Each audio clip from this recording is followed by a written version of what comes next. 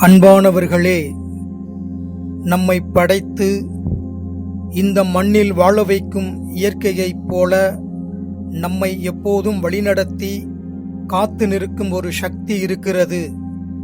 அதுதான் நம் குலதெய்வம். நமக்கு ஒரு பிரச்சனை என்றதும் மனம் தேடுவது அந்த கோயிலின் வாசலைத்தான். ஒரு கஷ்டம் என்றால் நாக்கு உச்சரிப்பது அந்த குலதெய்வத்தின் பெயரைத்தான்.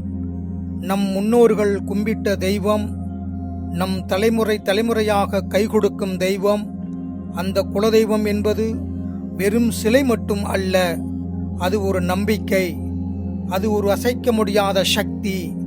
நம் ஒவ்வொரு அசைவிலும் ஒவ்வொரு வெற்றியிலும் நம்மோடு துணை நிற்கும் கருணையின் வடிவம். அதனால்தான் இந்த நொடியிலிருந்து குலதெய்வத்தின் மீது அன்பு செலுத்துவோம், அதன் பெயரைச் சொல்லி போற்றுவோம். நம்முடைய குலதெய்வத்தின் அருள் என்றென்றும் நம்மை வழிநடத்தும், நம் வாழ்வை ஒளிரச் செய்யும். என்றும் காளி வழிபாட்டில் ஆரோக்கியசாமி விசுவாசம்.